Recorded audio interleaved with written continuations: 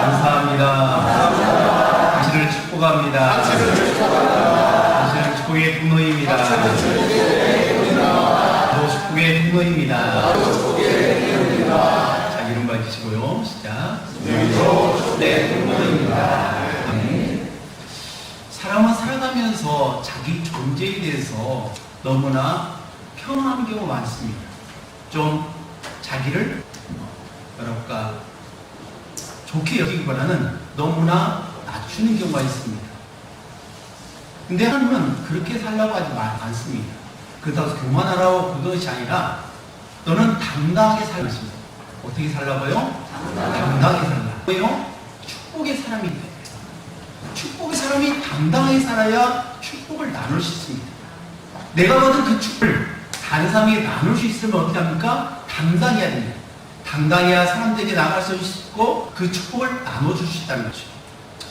오늘 저와 여러분에게 주시는 하나님의 말씀은 누가복음 5장 1절에서 11절의 말씀으로 말씀에 순종한 자의 축복, 이러한 제목으로 하나님의 말씀을 전합니다. 오늘 제목을 같이 한번 읽어볼까요? 시작. 말씀에 순종한 자의 축복. 아멘. 우리는 성경을 하나님의 말씀으로 믿습니다. 여러분 믿으시죠? 그리고 성경에는 순종하면 놀라운 기적을 체험하지만 믿지 않으면 그 놀라운 기적을 체험할 수 없습니다.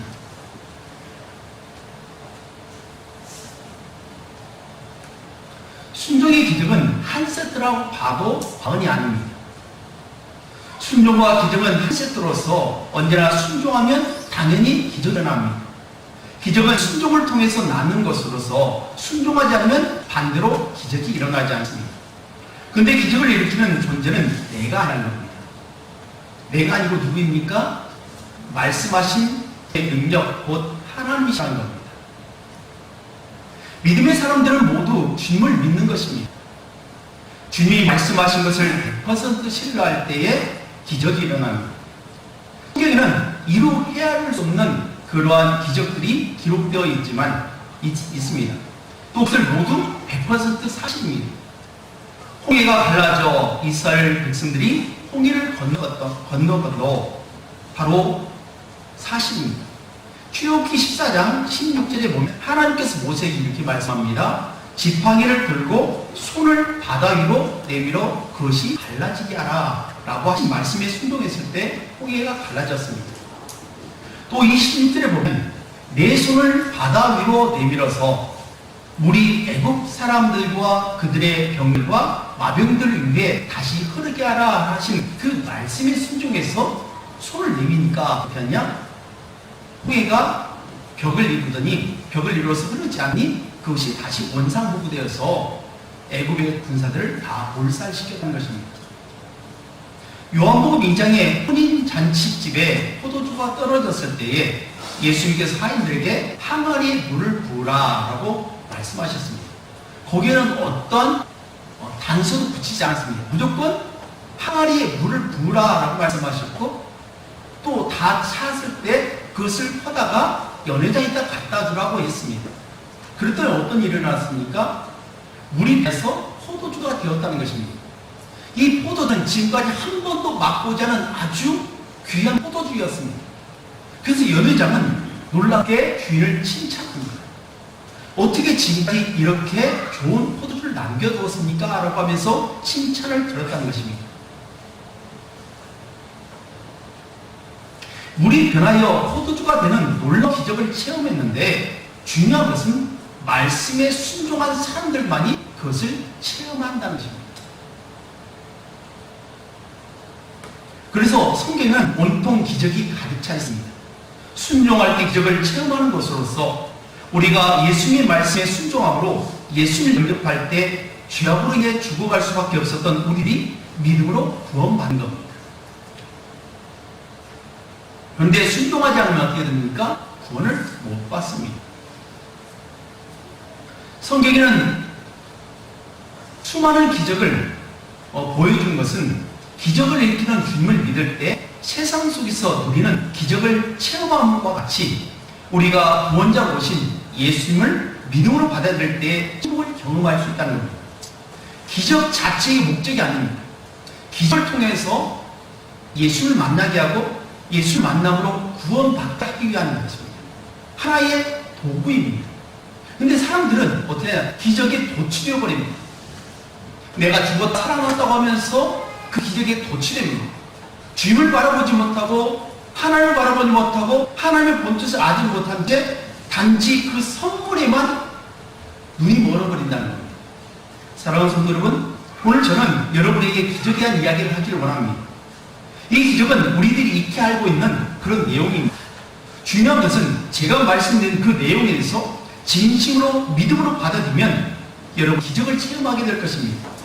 근데 그냥 한 귀로 듣고 한 귀로 흘려버린다면 그 기적은 없을 것입니다. 우리의 자세는 듣는 것과 수용하는 것입니다. 오늘 보면 누가복음 5장에 대한 분석을 먼저 해야 됩니다. 이 말씀이 어떤 내용인지에 대한 것입니다. 먼저 1절에서 3절에서는 예수님께서 시몬의 배 위에서 우리에게 복음을 가르치셨다는 것입니다. 시몬 베드로가 예수를 만난 것은 밤새도록 수고하였으나 허탕만 치고 피곤에 지친 상태에서 그물을 싣고 있었습니다. 그때 예수님께서 시몬에게 깊은 데로 가서 그물을 내리라. 그래서 고기를 잡으라 라고 말씀하셨습니다.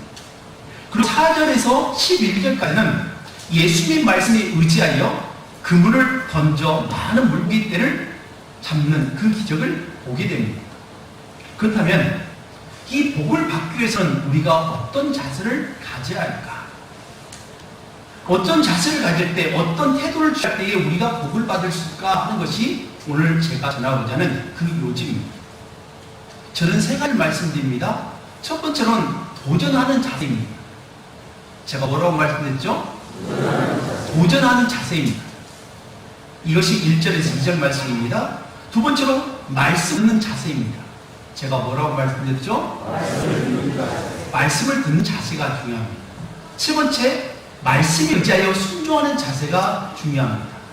세 번째 뭐라고 말씀드렸죠? 그냥 순종하는 것이 아니라 무엇을 의지해서요? 말씀에 의지해서 순종하는 자세가 필요합니다. 이것은 4절에서 7절 말씀입니다. 먼저 첫 번째로 도전하는 자세가 중요하다는 것입니다. 우리 다 같이 1절, 2절 말씀 함께 낭독하도록 하겠습니다. 시작. 우리가 몰려와서 하나님의 말씀을 들을새 예수는 예루살렘 호숫가에 서서 호숫가에 둔 것을 보시니 어부들은 배에서 나와서 그물을 씻는지라. 아멘. 지금 시몬 베드로는 밤이 새도록 수고하여 그물을 내렸다고 했습니다. 그럼에도 불구하고 안타깝게 단 한 마리의 물고기를 잡지 못했습니다. 근데 지금 이들이 뭘 하고 있습니까? 이들이 하고 있는 행동이 무엇입니까? 그물을 씻는지라. 씻는지라고 말하는 것은 다시 준비하고 있다는 겁니다. 밤새도록 그물을 던졌는데 그 그물에 한 마리의 고기도 잡히지 않을 때 어떻게 합니까? 그물 던져두고 집에 간 것이 아니었다는 겁니다. 비록 고기는 잡지 못했지만, 지금까지 고기를 한 마리 잡지 못했지만 또다시 도전하기 위해서 그물을 딛고 있는, 그물을 씻고 있는 그러한 자세를 보게 되는 것입니다. 그물을 씻는 이유가 무엇입니까? 다시 그물을 내리겠다는 의지가 포함되어 있는 겁니다.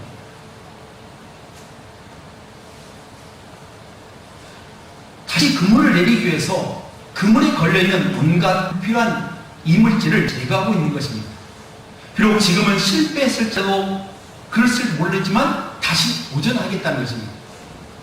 저는 오늘 본문을 준비하면서 깨닫는 것은 베드로와 요한과 야고보가 예수님의 말씀에 순종하여 깊은 데에 가서 그물을 내린 것도 매우 중요한 거지만 더 중요한 것은 도전 정신이 있었다는 겁니다. 어떤 정신이요? 도전 정신이 있었다는 겁니다. 비록 실패했지만 말씀에 의해서 또다시 도전한다는 겁니다. 그물을 내렸기에 많은 물고기를 잡게 되었습니다. 베드로와 요한과 야고보는 잡는 어부입니다. 아마도 이들은 어렸을 때부터 물고기를 잡는 일에 열심히 배웠던 것 같습니다. 그래서 고기 잡는 일에 그 누구보다도 베테랑이라 할 수 있습니다. 그래서 어느 때 그물을 내리면 물고기를 많이 잡고, 또 어느 곳에서 그물을 내리면 많은 물고기를 잡고, 또 언제 거둬야 할지를 분명히 알고 있습니다. 또 어느 곳에 물고기가 많이 몰려있는 것을 뻔히 알고 있습니다. 그래서 물고기 종류는 어떤 종류이며 이것에 대해서 너무나 잘 아는 사람들이 바로 그들이었습니다. 그런데 실패를 거듭하고 있을 때, 그물을 준비하고 있을 때에 예수님께서 다가오셨습니다. 청년 예수님이 오셨습니다. 말씀을 전하시다가 그들에게 다가오십니다. 근데 그 청년 예수는 그 직업이 무엇이었을까요? 예수님의 직업이 무엇입니까? 목수입니다. 목수가 물고기를 잡는 것이 쉽습니까? 어부가 물고기를 잡는 것이 쉽습니까? 예? 아니, 확실하게 얘기해서요? 어부가 잡는 것이 쉽습니까? 아니면 목수가 물고기를 잡는 것이 쉽습니까? 당연히 그렇습니다. 세상적인 이치로 누가 봐도, 어느 나이에 물어봐도 이것은 당연한 대답입니다. 그런데 물고기 잡는 것에 전혀 아무것도 알지 못하는 문외한 경험이 없는 예수님께서 오셔서 뭐라고 하시느냐? 깊은 데 가서 그물을 던지라고 말합니다. 만약 여러분이 어부의 입장이라면, 베드로의 입장이라면 이 말을 듣고 여러분은 어떤 힘을 취하겠습니까? 당연히 아멘 하고 하겠다고 하겠지만 아닙니다. 우리 농사를 짓는 분이 있습니다. 직장생활 하는 분이 있습니다. 또 사업을 하는 분이 있습니다. 근데 농사를 짓고 사업을 하고 직장생활 하는데 실패를 맛보았습니다. 분명히 정확한 데이터에 의해서 철저히 준비했고 그것을 했는데 그래도 불구하고 실패를 거듭하고 있습니다. 그럴 때 지나가는 사람이 한마디 겁니다. 당신 그렇게 하면 안 돼요. 이렇게 하십시오 라고 하면 어떻게 합니까? 우리 마음 어떻게 합니까? 기분이 상하는 거죠. 지가 뭔데? 뭘 알았어? 얼마나 안다고? 하면서 입으로는 표현하지 않겠지만 마음속에서 거부감이 일어난다는 거죠. 근데 오늘 5절 말씀에 의하면 선생님, 우리들이 밤이새도록 수고하였을 때 잡은 것이 없지만은 말씀에 의하여 내가 그물을 내리다 하고 라고 말합니다. 여기 보면 이겁니다. 선생님이라고 말합니다. 당신이라고 얘기하지 않습니다. 선생님, 우리가 밤이 되도록 수고했지만 고기를 잡지 못했습니다.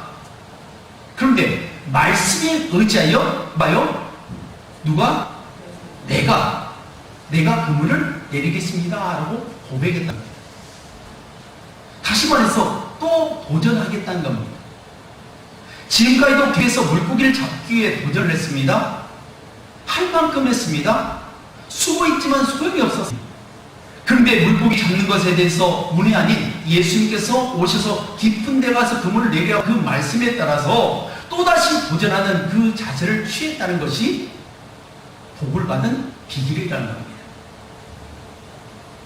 만약 이들이 도전하지 않았다면 아무런 기적을 체험할 수 없습니다. 많은 물고기를 잡을 수도 없고 그들이 제대로 부름받을 수도 없었습니다.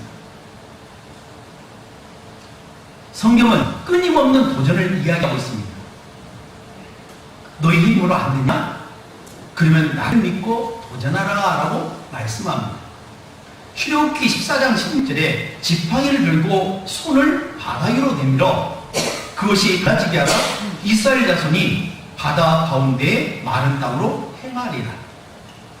지금 애굽의 바로가 전국 600성을 이끌고 마지막 온 힘을 다해서 온 군사를 이끌고 바로 왕이 출애굽한 이스라엘 백성들을 쫓아갑니다. 왜 쫓아갔을까요? 왜 600성을 이끌고 그렇게 달려갔을까요? 이유가 뭘까요?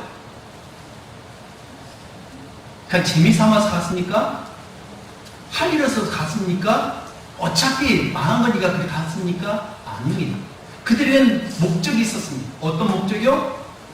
노예로 다시 잡아오겠다는 겁니다. 우리 시대에 60만이나 되는 이스라엘 백성이 출애굽했고 그들을 잡아왔다고 단순하게 말하지만 지금까지 애굽이 경제적으로 성장할 수 있었던 최강대국으로 갈 수 있었던 기반이 어디에 있느냐? 바로 노예들에 있습니다. 노예들이 열심히 일을 했습니다. 그들이 피땀 흘려서 일한 결과가 되냐? 애굽이 강대국이 되었습니다. 모든 경제 기반이 바로 이들에 있습니다. 근데 이 노동자들 다 나가버립니다. 노예들 다 나가버립니다. 어떻게 합니까? 나 쫄딱 망하는 겁니다. 오늘 우리나라에도 수많은 외국에서 들어온 노동자들이 있습니다. 그분들이 없다면 우리나라는 경제가 주지 않습니다. 그분들이 왜 이 땅에 왔습니까? 돈 벌기 위해서 왔습니다. 가족들을 살리기 위해서 왔습니다. 목숨을 걸고 왔습니다. 그러니까 우리는 그분들을 만날 때 함부로 대하면 안 됩니다. 그분들을 존경하게 얘기해야 됩니다. 그분들을 잘 대해줘야 됩니다. 그를 위로해줘야 됩니다. 피부 색깔이 다르고 언어가 다르고 문화가 다르다고 해서 그들을 함부로 해서는 안 됩니다. 어찌 보면 그 사람들은 우리보다도 더 훨씬 지식이 높은 사람일 수 있습니다. 나보다 능력이 있을 수 있는 상황이 있는 사람입니다. 그 환경이 어려우니까 어떻게 하냐? 돈을 벌기 위해서 어떻게 합니까? 가족을 떠나서 이곳까지 왔습니다. 사실 그분들이 있기 때문에 우리나라가 지금 유지되고 있다 봐도 과언이 아닙니다. 왜냐하면 오늘 우리 한국 사람들이 어떻게 합니까? 힘든 일, 어려운 일, 그런 일 안 하려고 합니다. 돈을 많이 준다고 해도 안 합니다. 험한 일 안 합니다. 과거에는 우리 할아버지 세대, 할머니 세대, 우리 어머니, 아버지 세대는 어떻게 하냐? 위험에도 목숨 걸고 그것을 했습니다. 그렇게 해야만이 경제를 살릴 수 있고 이 나라를 살릴 수 있고 가족을 먹일 수 있기 때문에 어떻게 하냐? 건강 생각하지 않고 위험에 노출된 가운데도 있습니다. 근데 오늘은 많은 의식이 이제 수준이 높아져서 안전을 위주로 합니다. 그래서 위험한 일을 안 하려고 합니다. 그래서 어떻게 하냐? 외국에서 들어온 그분들이 일하지 않으면 우리는 경제가 어려워집니다. 바로 지금 상황이 바로 이게 그런 위기 가운데 있습니다. 이미 10가지 재앙을 통해서 초토화되어 버렸습니다. 경제가 완전히 밑바닥이 됐습니다. 그런 가운데 또 노동자가 나가버니 그 노예가 나가니 그들은 살 수가 없으니까 어떻게 하냐? 그들을 어떻게든지 잡아와야 됩니다. 그래서 최고의 병력을 이끌고 가서 그를 잡아오려고 했던 것입니다. 그런 강력한 군대가 오고 또 앞에는 홍해가 가로막혀 있습니다. 이때 이스라엘 백성들은 나올 때는 기쁨으로 춤을 추며 나왔지만 홍해 앞에서 원망하기 시작합니다. 왜 우리를 이곳까지 불러들여서 우리를 죽게 하느냐입니다. 노예로 있었을 때는 매를 맞고 또 고통을 당하지만 죽음을 하진 않을 것인데 왜 하필을 우리를 이끌어내서 이렇게 하느냐라고 하면서 원망합니다. 한두 사람은 아닙니다. 제가 설교를 하고 있는데 여기저기서 웅성웅성하면서 이 말 저 말 하면서 막 따지고 든다면 어떻게 할까요? 설교를 할 수 있을까요? 없을까요? 할 수 없습니다. 그런데 60만이 되는 거기에 4를 곱하면 얼마입니까? 240만에서 300만이 되는 그 어마어마한 숫자가 원망하는 소리를 들었을 때에 모세에는 어떤 마음이 들겠습니까? 괜히 했어. 안 한다고 할 때 그냥 그대로 하면서 그런 말 하지 않았겠습니까? 근데 모세는 말씀에 의지해서 말씀에 순종해서 그들을 이끌고 왔습니다. 그때 하나님께서 말씀합니다. 말씀에 의지해서 너희 지팡이를 들어라라고 했습니다. 가르치라고 했습니다. 우리는 영화를 보면 홍해가 앞에서 쫙 갈라지는 모습 봅니다. 아닙니다. 모세가 지팡이를 들고 이렇게 가리킬 때 저 반대쪽에서부터 동풍이 불어왔습니다. 동풍이 불어와서 어떻게 합니까? 홍해가 갈라졌습니다. 그러니까 들고 있는 상태에서 쫙 갈라진 것이 아니라 계속 들고 있었다는 겁니다. 힘내가 필요했다는 겁니다. 언제 갈라질지 모릅니다. 팔도 아픕니다. 포기하고 싶은 생각도 듭니다. 근데 밤새도록 동풍이 불어와서 벽이 된 것입니다. 그래서 됐다는 것입니다.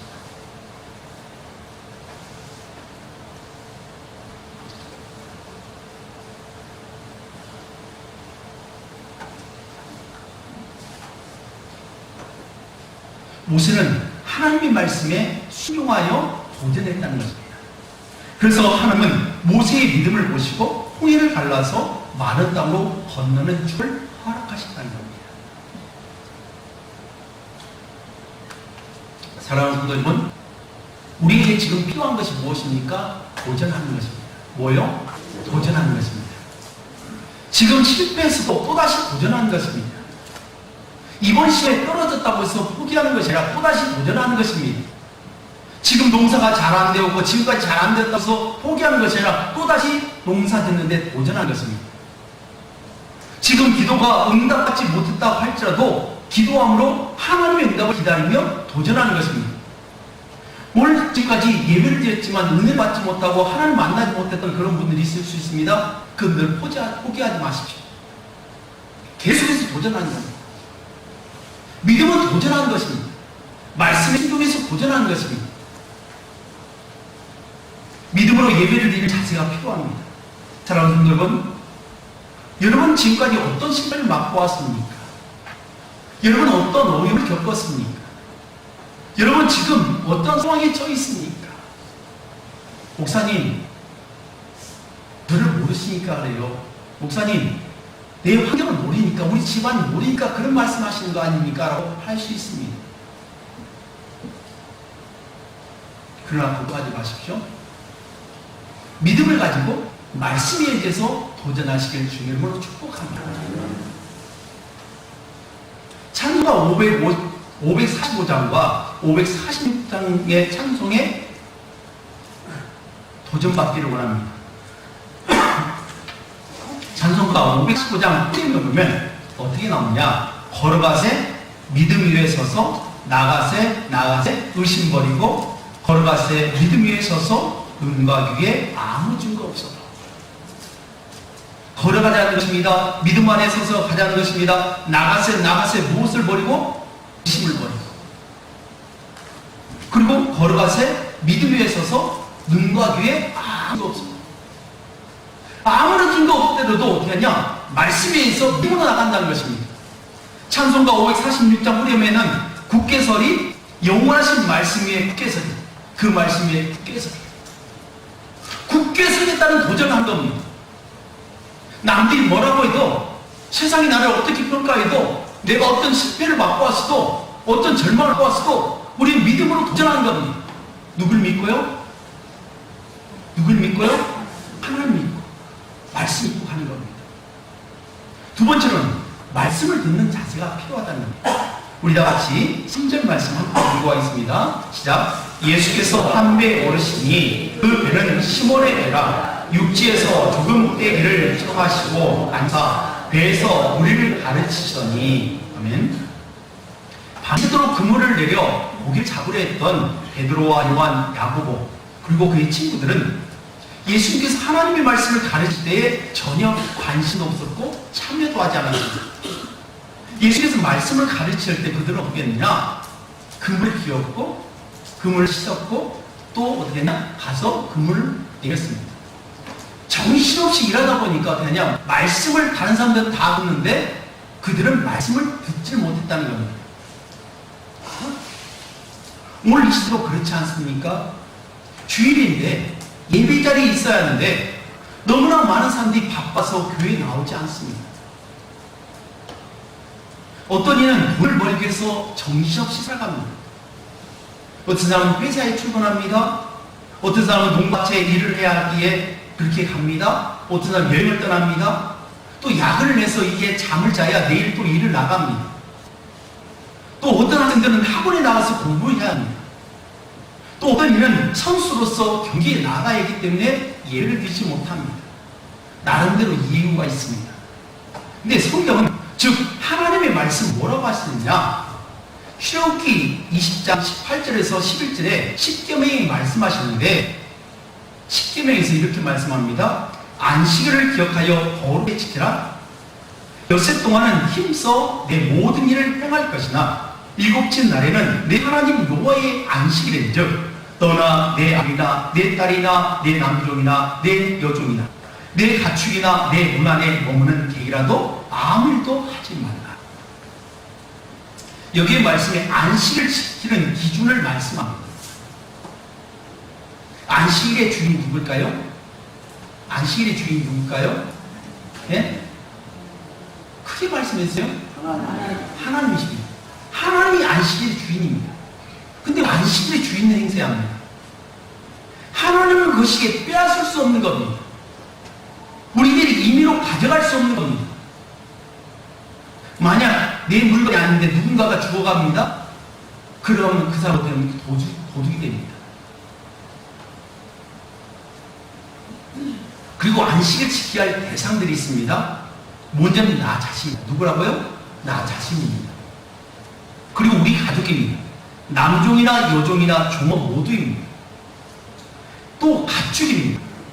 기계도 쉬어야 됩니다. 또 객이라고, 그러니까 손님, 집에 온 손님들도 안식일을 지키라고 말씀하고 있습니다. 오늘 본문에 말씀을 들을 수 있는 기회를 놓친 베드로와 야고보와 요한을 발견하게 됩니다. 다른 사람들 모두 예수님을 찾아서 은혜를 받고 있는데 말씀을 들어야 할 이들은 말씀을 듣지 못하고 있습니다. 그래서 어떻게 하냐? 예수님께서 시몬 베드로에게 말씀합니다. 시몬아, 너의 배를 올라서 내가 설교하겠다라고 말씀합니다. 베드로 입장에서 어떤 생각이 듭니까?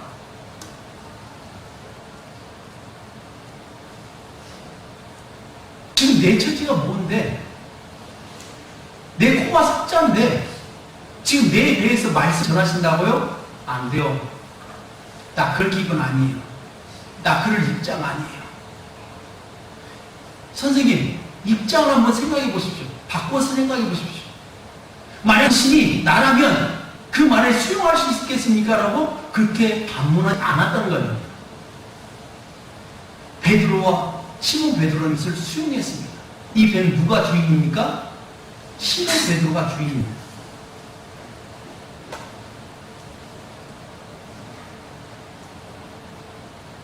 굳이 예수님께서 베드로의 배를 가지고 말씀을 전하시고자 하는 이유가 뭘까요? 왜 그랬을까요? 그들에게 말씀을 들려주시기 위해서입니다. 사랑하는 성도 여러분, 일이 잘 안 풀리고 내 건강에 문제가 생기고 내 기분이 지금 말이 아닌 그 상태에서 나에게 무언가를 시키는, 그리고 수고를 요구하신다면 그것이 쉬운 일일까요? 그냥 예수님께서 단순하게 기쁜 데 가서 금을 내리라고 말씀을 안 했다는 겁니다.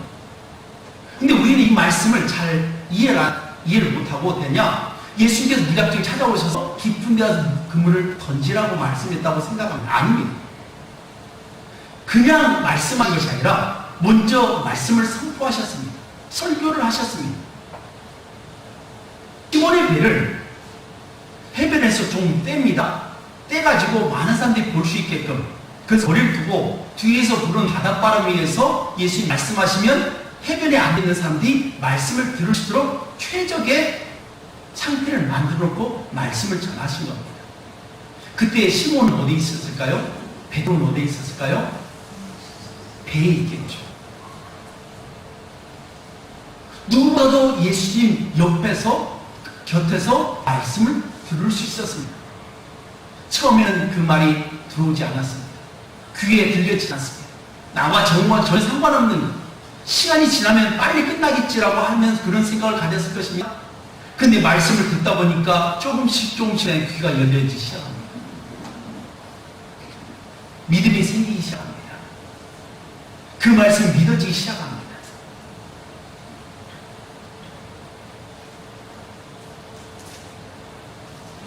사랑하는 성도 여러분, 여러분은 주일을 기다리십니까? 아니면 또 주일이 왔네 하고 투정을 부리십니까? 여러분, 주일날 교회 나오신 거 쉽습니까? 어렵습니까? 어떤 분은 쉴 수도 있습니다. 어떤 분은 어렵다고 할 수도 있습니다. 근데 사실 쉬운 일이 아닙니다. 눈에는 보이지 않지만 얼마나 많은 악한 사단의 방해가 있는지 모릅니다. 집안에 갑자기 급한 일이 생깁니다. 건강에 문제가 생깁니다. 급한 전화가 옵니다. 회사에 전화가 옵니다. 내가 꼭 가야만 한 그런 상황입니다. 내가 갈 수 없는 그런 상황들이 만들어집니다. 그래서 우리는 주일 예배 드릴 때 어떻게 준비해야 되냐? 하나님 내일 주일인데 하나님의 날인데 하나님 앞에 드리는 예배의 날인데 하나님 예배 드릴 수 있도록 형편을 열어주십시오라고 기도해야 됩니다. 무작정 주일을 기다린 것이 아니라 상황을 기다려야 됩니다. 과연 우리 믿음의 우리 선배들 어떻게 했냐? 주일이 되면 어떻게 합니까? 옷을 깔끔하게 입고 머리를 감고 또 심지어는 돈을 가려갖고 왔습니다. 준비했습니다. 예배는 준비해서 드린 겁니다. 무작정 앉아서 편안하게 떡하니 앉아있는 거 아닙니다. 오늘 우리는 편안한 의자에 앉아서 예배 드렸지만 과거를 한번 보십시오. 과거에 우리 어머니 세대 어떻게 했습니까? 할머니 세대 어떻게 했습니까? 맨바닥에 무릎을 꿇고 예배를 드렸습니다. 1시간이고 2시간이고 1시간이고 상관없이 계속 예배 드렸습니다. 무릎을 꿇고 말씀을 받을 자세를 가지고 찬양을 준비하면서 기도하면서 회개하면서 말씀을 받았습니다. 근데 우리 너무나 편리한 시대에 살고 있습니다. 목사가 말하네? 잘하나 보자 하고 이런 자세로 취할 때도 있어요. 물론 우리 성도님 그렇지 않습니다. 근데 우리 마음에 그런 마음을 갖도록 사단이 유혹을 한다는 겁니다. 예배는 전쟁입니다. 뭐라고요? 예배는 전쟁입니다. 졸립게 합니다. 딴 생각이 들게 합니다. 내 기분을 상하게 만듭니다. 여러 가지 환경들이 나로 하여금 예배를 드리지 못하도록 수단과 방법을 가리지 않습니다. 마태복음 13장과 마가복음 4장, 누가복음 8장에는 씨 뿌림의 비유에 나옵니다. 우리가 잘 알고 있듯이 네 가지 토양이 등장합니다. 첫 번째는 길가에 뿌려진 씨앗이 있습니다. 근데 그 씨앗을 누가 먹었습니까? 새들이 날아와서 그걸 먹어버렸습니다. 둘째, 흙이 얕은 돌밭인데 흙이 깊어나서 곧 싹이 나오나 해가 보던 왜 되냐? 뿌리가 없으므로 말라 들어가야 했습니다. 세 번째, 가시 밭에 떨어진 그 씨앗은 가시가 자라서 기운이 막음으로 말미암아 더 자라지 못했습니다. 네 번째, 좋은 땅에 떨어져 30배, 60배, 100배의 열매를 맺었다고 했습니다. 그것은 사람의 마음의 밭을 이야기합니다. 말씀을 받는 밭을 이야기합니다. 어떤 사람은 30배, 60배, 100배의 열매를 맺는 그런 사람입니다. 그럴 수도 있지만 또 어떤 경우는 어떠냐? 이 네 가지가 다 우리에게 속해 있습니다. 어떤 때는 말씀을 들을 때 말씀이 쏙쏙 들어옵니다. 받을 준비가 되었습니다. 그럴 때가 있다면 어떤 때는 말씀을 듣기도 전에 뿌려진 상태에서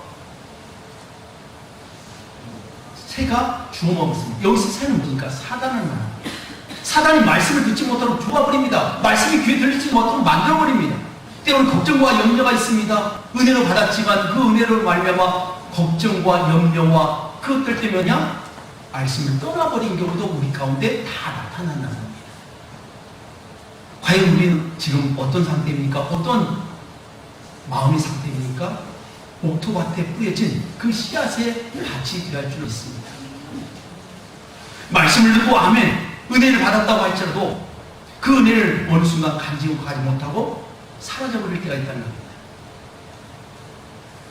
베드로와 요한, 야고보는 밤새도록 고기를 잡느라고 무척 피곤했고 마음에 여유가 없었습니다. 귀찮은 상황입니다. 최선을 다해서 말씀을 들으려고 하지만 말씀이 귀에 들리지 않으십니다. 그러나 그는 정신을 바짝 차리고 있습니다. 눈을 뜨고 피곤해서 말씀을 듣는데 집중이란 겁니다.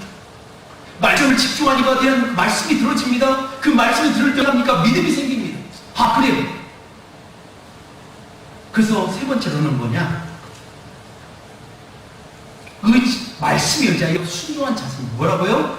말씀에 의지하여 순종한 자세입니다. 오늘 본문 5절 말씀 다 같이 공독하겠습니다. 시작. 시몬이 대답하여 이르되 선생님, 우리들이 밤이 새도록 수고하였을 때 잡은 것이 없지만은 말씀에 의지하여 내가 그물을 내리다 하고.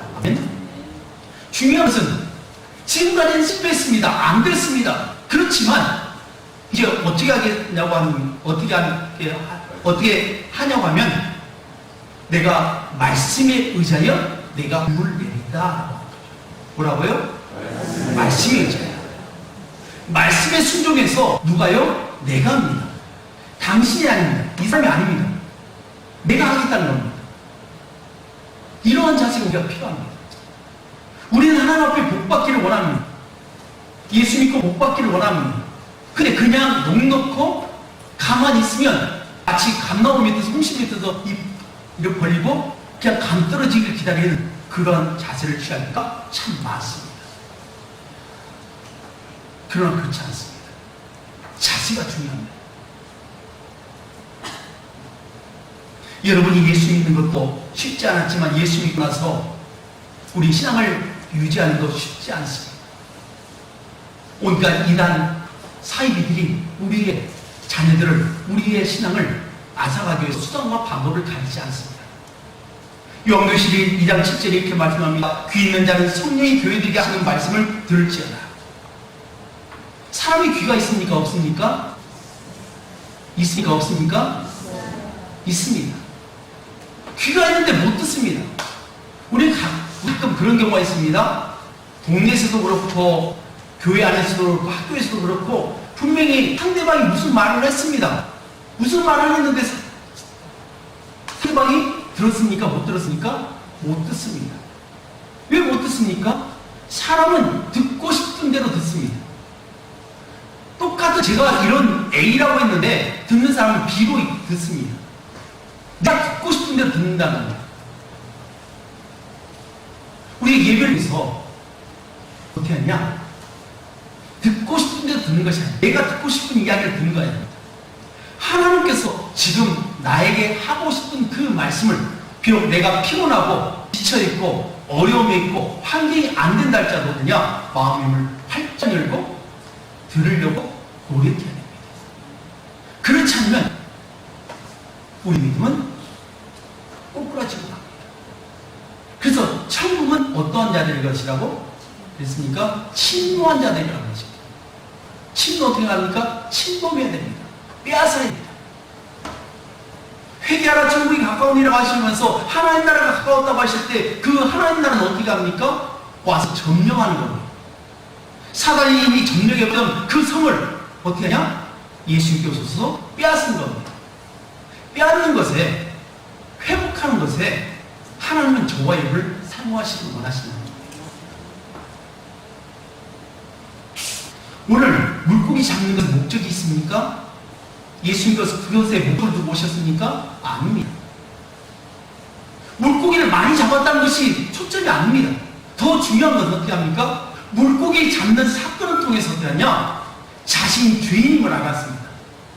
주여 나를 떠나소서 나는 죄인으로소이다 라고 하면서 어떻게 하냐? 예수님께 무릎을 꿇었다.